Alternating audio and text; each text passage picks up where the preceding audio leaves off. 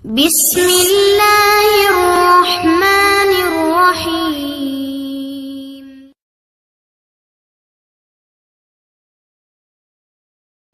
പോലകൾ കൊണ്ട് നെയ്തിരിക്കുന്ന കുടിലകത്ത് കിടന്ന അള്ളാഹുവിന്റെ പ്രവാചകൻ സല്ലല്ലാഹു അലൈഹി വസല്ലമ തങ്ങൾ എത്രയോ പാതിരാത്രികൾ കരഞ്ഞുകൊണ്ടിരിക്കുമ്പോൾ ഒരു പാതിരാത്രിയിൽ അള്ളാഹുവിന്റെ പ്രവാചകൻ സല്ലല്ലാഹു അലൈഹി വസല്ലമ തങ്ങളുടെ വീടിന്റെ മുന്നിലേക്ക് മുഖറബുൽ അംലാക്ക് മലക്ക് ജിബ്രീൽ അലൈഹിസ്സലാം കടന്നു വന്നിട്ട് അള്ളാഹുവിന്റെ പ്രവാചകനെ ഇസ്റാഉം മിഅ്റാജും എന്ന് പറയുന്ന അത്ഭുതകരമായ യാത്രയ്ക്ക് വിളിച്ചു കൊണ്ടുപോയ ചരിത്രം അള്ളാഹുവിന്റെ ഖുർആൻ പരിചയപ്പെടുത്തുന്നു.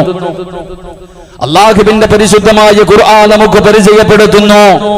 സുബ്ഹാനല്ലദീ അസ്റാ ബിഅബ്ദിഹി ലൈലൻ മിനൽ മസ്ജിദിൽ ഹറാം.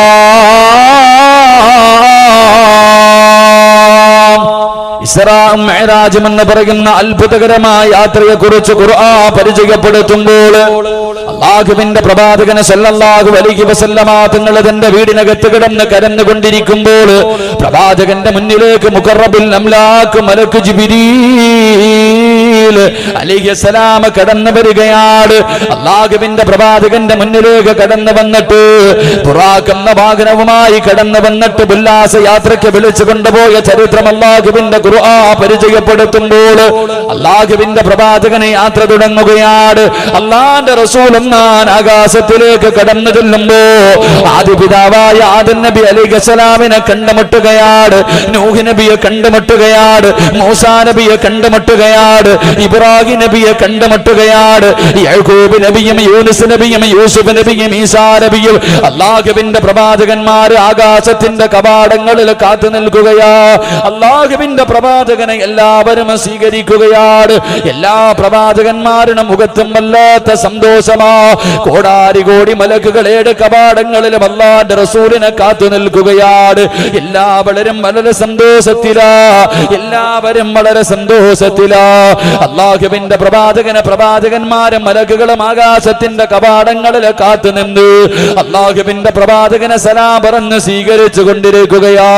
അല്ലാഹുവിന്റെ റസൂല് കടന്ന് ഏഴാൻ ആകാശത്തിലേക്ക് കടന്നു ചെല്ലുമ്പോൾ അല്ലാഹുവിന്റെ പ്രവാചകൻ ഏഴാൻ ആകാശത്തിലേക്ക് കടന്നു ചെല്ലുമ്പോ അല്ലാഹുവിന്റെ റസൂല് നോക്കുമ്പോഴതോ ഒരേ ഒരു മലക്ക് മാത്രം ഇരുന്ന് കരഞ്ഞുകൊണ്ടിരിക്കുകയാ. ഒരേ ഒരു മലക്ക് മാത്രം ഇരുന്ന് കരഞ്ഞുകൊണ്ടിരിക്കുകയാണ്. ആ മലക്കിന്റെ മുഖത്തൊരു സന്തോഷമില്ല, ആ മലക്കിന്റെ മുഖത്തൊരു പുഞ്ചിരിയില്ല. ആ മലക്ക് തല പോലും ഉയർത്താതെ ഇരുന്ന് കരഞ്ഞുകൊണ്ടിരിക്കുകയാ. അല്ലാഹുവിന്റെ പ്രവാചകൻ ചോദിച്ചു, യാ ജിബ്രീൽ,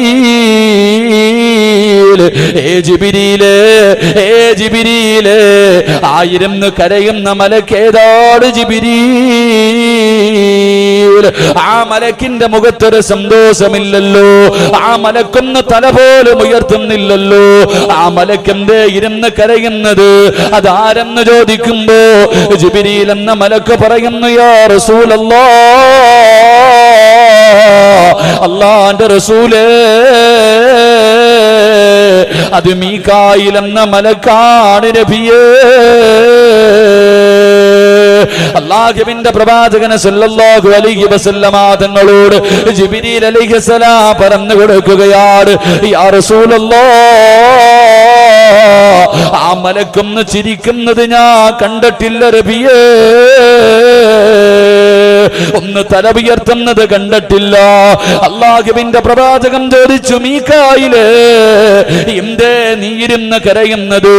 എല്ലാവരും സന്തോഷത്തോടെ എന്നെ സ്വീകരിച്ചു കൊണ്ടിരിക്കുമ്പോ എന്തേ നിന്റെ മുഖത്ത് മാത്രം എന്തേ വല്ലാത്ത ദുഃഖമെന്ത്?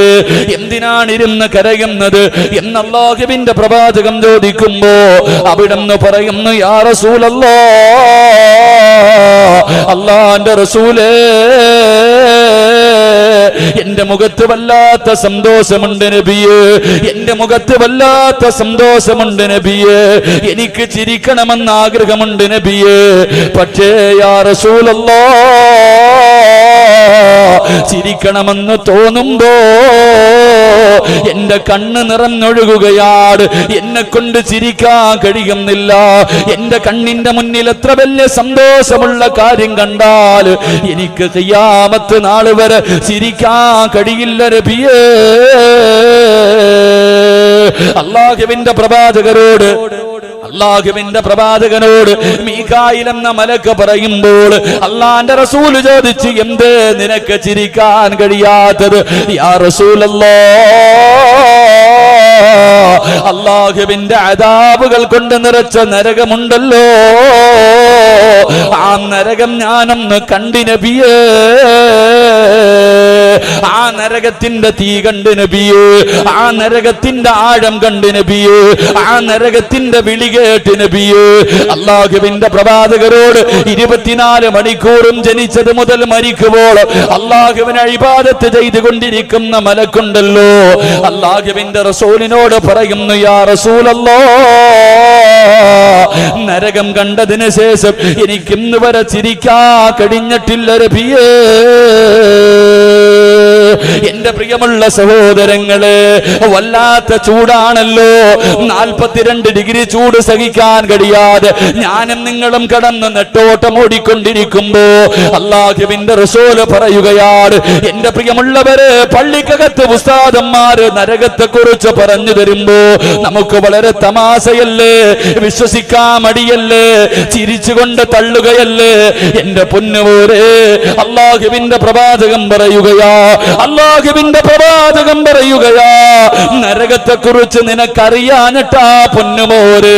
മഹാനായ റസൂലുള്ളാഹി തങ്ങള് പറയുകയാണ്, അല്ലാഹുവിന്റെ പ്രവാചകൻ പറയുകയാ, നാളെ അല്ലാഹുവിന്റെ കോടതിയിൽ ഒരുമിച്ച് കൂടുവല്ലോ, അല്ലാഹുവിന്റെ പരലോകത്ത് ഞാനും നിങ്ങളും ഒരുമിച്ച് കൂടുവല്ലോ.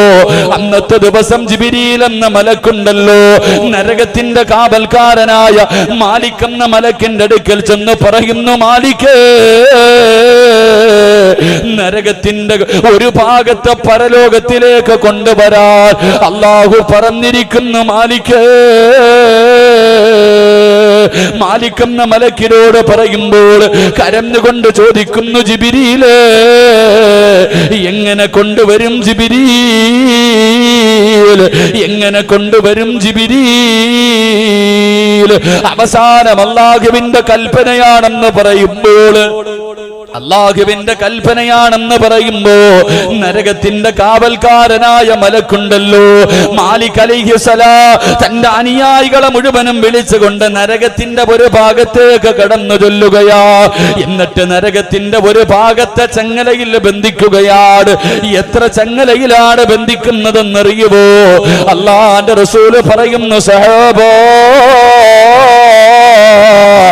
70,000 ചങ്ങലകളിലാണ് നരകത്തിന്റെ ഒരു ഭാഗത്ത് ബന്ധിപ്പിക്കുന്നത്. ഒരു ചങ്ങലയിൽ പിടിക്കുന്നത് 70,000 മലക്കുകളാണ്. ഒരു ചങ്ങലയിൽ പിടിക്കുന്നത് 70,000 മലക്കുകളാ. അല്ലാഹുവിന്റെ റസൂല് പറയുന്നു, സഹാബാ, നരകത്തിലെ ഒരു ചങ്ങലയിലെ ഒരു കൊളുത്തുണ്ടല്ലോ, നരകത്തെ വലിച്ചു കൊണ്ടുവരുന്ന ആ ചങ്ങലയിലെ ഒരു കൊളുത്തുണ്ടല്ലോ, അത് ഈ പ്രപഞ്ചത്തിനേക്കാൾ വലുതാണ് സഹബോ. അല്ലാഹുവിന്റെ പരലോകത്തിലേക്ക് നരകത്തിന്റെ കാവൽക്കാരനായ മലക്കും തന്റെ അനുയായികൾ നരകത്തെ വലിച്ചു കൊണ്ടുവരുന്ന ദിവസമുണ്ടല്ലോ. അല്ലാഹുവിന്റെ ഖുർആൻ പറയുകയാണ്, വഇദാ റഅതഹും മിൻ മകാനിൻ ബഈദ് സമിഉ ലഹാ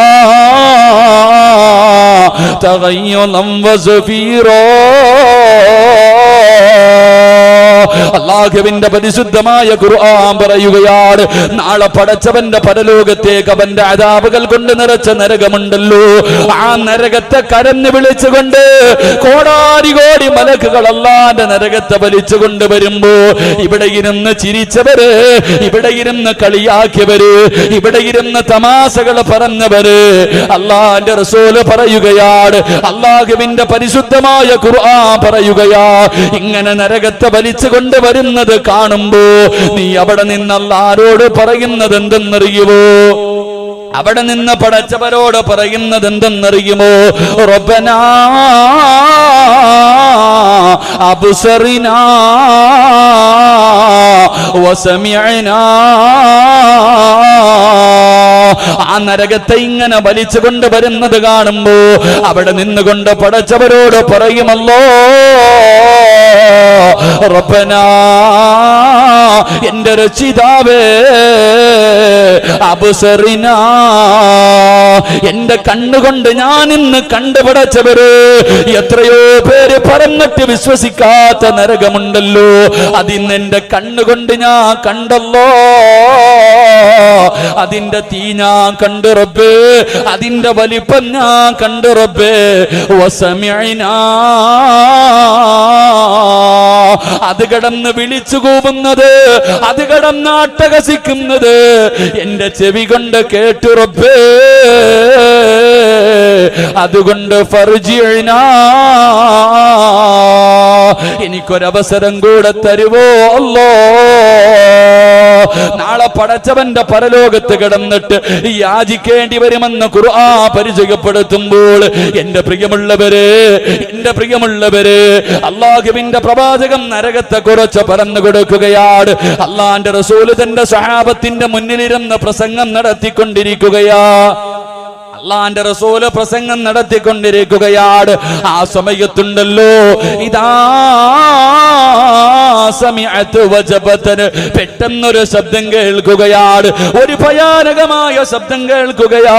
സഹാബാക്കളിൽ പലരും ബോധം കെട്ട് വീണു, പലരും ഇരുന്ന് കരഞ്ഞുകൊണ്ടിരിക്കുകയാണ്. അല്ലാഹുവിന്റെ റസൂല് ചോദിച്ചു, അതദുറൂന മാ ഹാദാ,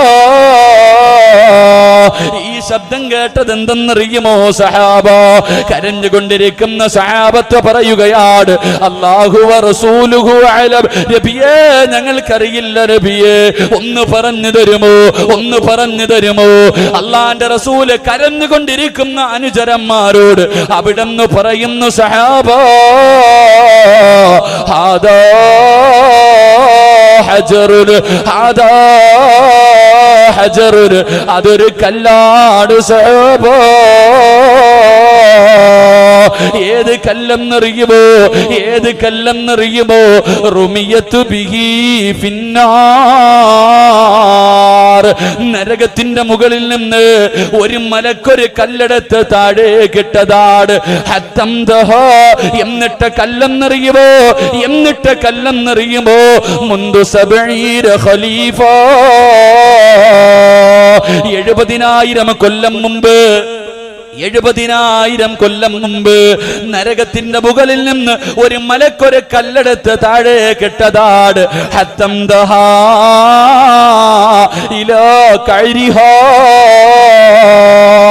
70,000 കൊല്ലം മുമ്പിട്ട കല്ല് താഴെ വന്ന വീണ ശബ്ദമാ സഹാബത്തെ നിങ്ങളിപ്പോൾ കേട്ടതെന്ന് അഷ്റഫുൽ ഖൽഖ് ത്വാഹാ റസൂലുള്ളാഹി.